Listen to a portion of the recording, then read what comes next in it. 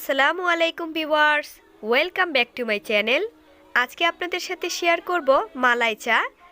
Restaurant স্টাইলে মালাই চা তৈরি করে দেখাবো। এই মালাই চায়ের প্রতিটা লেয়ারে থাকে মালাই বা সর। ভীষণ মজার হয়ে থাকে এই মালাই চা। সহজভাবে তৈরি করে দেখানোর চেষ্টা করব। আশা করছি আপনাদের সবার কাছেই অনেক ভালো লাগবে। প্রথমে নিয়ে নিচ্ছি 1.5 কাপ পানি। এই 1.5 কাপ পানিতে 2 কাপ চা হবে। পানিতে ভালোভাবে বলক চলে আসলে এখন দিয়ে দিব চা পাতা। আমি এখানে 2 টেবিল চামচ পরিমাণ চা পাতা নিয়েছি।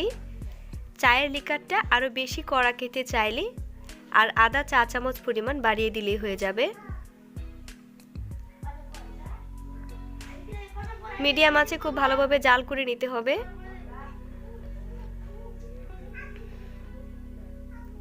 আমি লিকারটা অনেকটাই কড়া রাখবো, সেজন্য জাল দিয়ে নিচ্ছি। এখন দিয়ে দিব গরুর দুধ। আমি 1 কাপ গরুর দুধ নিয়েছি।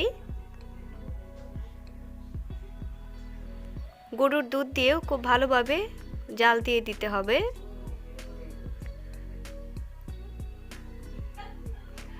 আমি আরও 5-6 মিনিটের মতো জাল করে নিচ্ছি।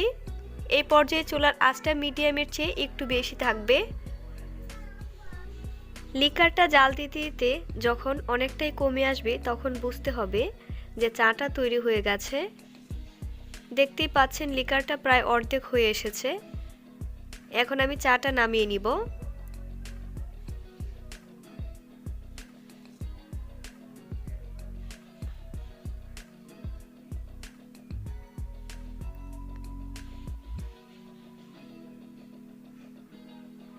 মালাই দিয়ে দিচ্ছি। মালাইয়ের পরিমাণটা আপনাদের পছন্দ অনুযায়ী বাড়িয়ে বা কমিয়ে দিতে পারেন। মালাই দিয়ে চাটা ঢেলে নিচ্ছি। চিনি দিয়ে দিচ্ছি 1 চা চামচ পরিমাণ।